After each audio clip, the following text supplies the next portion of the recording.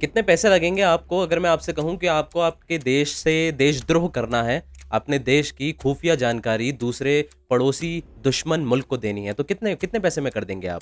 या करेंगे या नहीं करेंगे ये भी आप मुझे बताइए?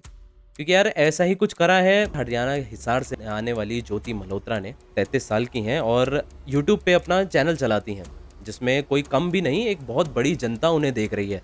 कुछ 3 लाख लोग उनके साथ जुड़े हैं, इंस्टाग्राम पे उनके साथ 1 लाख लोग जुड़े हैं और वो ट्रैवल से रिलेटेड कंटेंट बनाती है। और अब उन पे इल्ज़ाम ये लगा है कि उन्होंने पाकिस्तान को हमारे देश की मिलिट्री की खुफिया जानकारी प्रोवाइड करवाई है। थोड़ा शॉकिंग, काफ़ी शॉकिंग। एक सोशल मीडिया इन्फ्लुएंसर जिसने अपने आप को इस तरीके से पोर्ट्रे किया कि वो सोशल मीडिया इन्फ्लुएंसर हैं, हरियाणा हिसार से आती हैं और ऐसा ही एक काम करा है उन्होंने। ज्योति के साथ-साथ और 6 लोग हैं जिनको पुलिस ने हिरासत में लिया है और उनसे पूछताछ जारी है। 5 दिन की रिमांड है, इंटेरोगेशन चालू है। अब ये सब हुआ कैसे? ये शुरू कैसे हुआ? इसका जो अभी तक बयान सामने आया वो ये है कि ज्योति काफ़ी टाइम से पाकिस्तान जाना चाहती थी, अपना ट्रैवल को लेके, अपने ब्लॉगिंग को लेके, वहाँ जाके वहाँ का कल्चर, वहाँ के लोग ये सब दिखाना चाहती थी, जिसके लिए वो पाकिस्तान हाई कमीशन में गई। वहाँ उनकी मुलाकात होती है एहसान उर रहमान से, उर्फ दानिश, शायद ये उसका असली नाम है। ये हो सकता है एक आईएसआई एजेंट है, तो कोई भी XYZ सिपाही हो सकता है, कोई भी इंटेल हो सकता है, वहाँ का कुछ भी हो सकता है। उसके कॉन्टैक्ट में आने के बाद ज्योति 2023 में पाकिस्तान घूमने जाती। वो एक सिंगल टाइम नहीं था जब ज्योति वहाँ गई थी, उसके बाद वो फिर जाती है।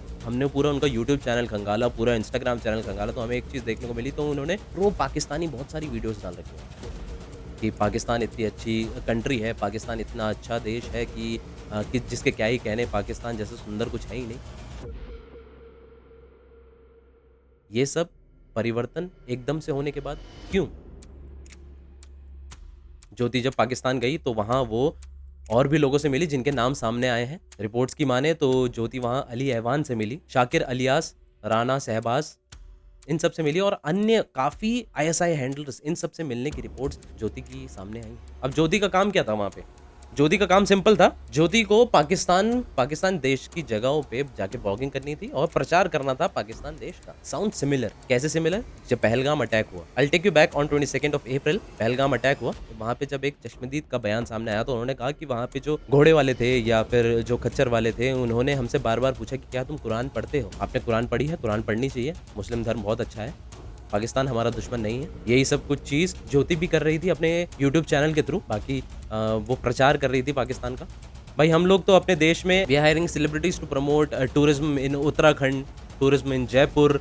हम इनके लिए सेलिब्रिटीज़ के साथ कोलैब कर रही है कंपनीज और गवर्नमेंट।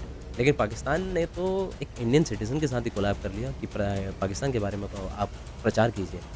खैर उसमें भी कुछ गलत नहीं है, आप प्रचार कीजिए, कोई दिक्कत नहीं है। लेकिन ज्योति पे इल्ज़ाम ये है कि उन्होंने हिंदुस्तानी आर्मी की मूवमेंट, बॉर्डर मूवमेंट पाकिस्तान के साथ शेयर करी। ये वही रीज़न है शायद जो इसके लिए हम 3-4 दिन तक सदमे में रहे थे। एक डर का माहौल था पूरे देश में कि वो वॉर हो रही है, और वो इंटेल कौन पहुंचा रहा था उन तक, जिसका नाम सामने आया है। ज्योति व्हाट्सएप चैनल के थ्रू, व्हाट्सएप ग्रुप्स के थ्रू, टेलीग्राम के थ्रू और बाकी अनक्रिप्टेड जो भी कम्युनिकेशन साइट्स हैं उनके थ्रू ये इंटेल पाकिस्तान तक पहुंचा रही थी, पाकिस्तान के एजेंट्स तक पहुंचा रही थी।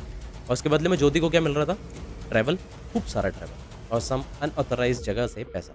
ज्योति ही इकलौती ऐसी लड़की नहीं है जो उसकी जासूसी करते हुए पकड़ गई है। अन्य 6 लोग और हैं, जिसमें से एक नाम जो सामने आ रहा है वो है गुजला, एक और इंडियन रेसिडेंट जिस पे भी यही इल्ज़ाम है। उनका सेम, ये जितने भी 6 के 6 लोग हैं इन सब के तार जुड़े हुए हैं दानिश से। अब दानिश ने किस तरीके से इनको मैनिपुलेट किया ये दानिश जाने, लेकिन ये किस तरीके से मैनिपुलेट हुए ये इनको बताना जरूरी है। तो ज्योति के थ्रू एक बहुत बड़ा नेटवर्क यहाँ पे स्टेबल हो गया था। अब रिपोर्ट्स की माने और फर्दर इंटरव्यूज की माने तो बड़े बड़े न्यूज़ चैनल से बात करते हुए ज्योति के फादर ये कह रहे हैं कि उसने कुछ गलत नहीं किया, वो कोई स्पाई नहीं है, वो परमिशन लेके गई थी और चीज़ें दिखाना कुछ गलत बात नहीं है और कोई ज़्यादा कुछ पैसा उसके पास आया नहीं, बस 25,000 रुपये महीने का आता था।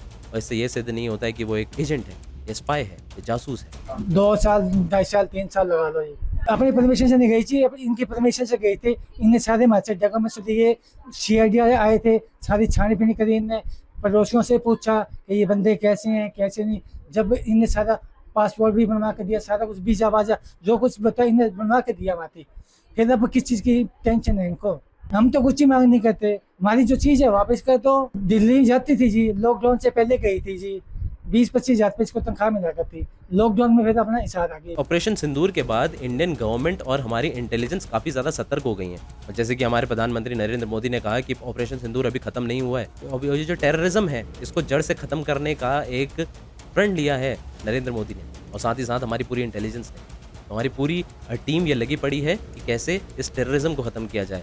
उससे पहले ये है कि हमें अपने देश से ये चीज़ ख़त्म करनी होगी, और अगर हमें ये चीज़ ख़त्म करनी है तो आपको, हमको, सबको सतर्क होना पड़ेगा, क्योंकि ये कोई ट्रेडिशनल वे नहीं है स्पाइंग करने का। सोशल मीडिया के थ्रू हो रहा है। कोई भी ये यकीन नहीं कर रहा है कि ज्योति जैसी व्लॉगर, एक लाइफ़स्टाइल व्लॉगर, जो एक ट्रैवल व्लॉगर ये काम कर सकती है। लेकिन उसने किया है। आगे की रिपोर्ट्स जैसे ही आएँगी हम आपके साथ साझा करेंगे। लेकिन आप भी इस तब तक सतर्क रहिए, आपके आस-पास कौन है, कौन घूम रहा है। आपको ये सतर्कता बरकरार रखनी पड़ेगी। आपको कुछ भी संदिग्ध लगता है तो अपने पास ही जाके उसकी रिपोर्ट कीजिए, और ख़्याल रखिए। इस रिपोर्ट में आगे की अपडेट्स हम आप तक पहुँचाते रहेंगे। डू सब्सक्राइब गली गपशप। Thank you.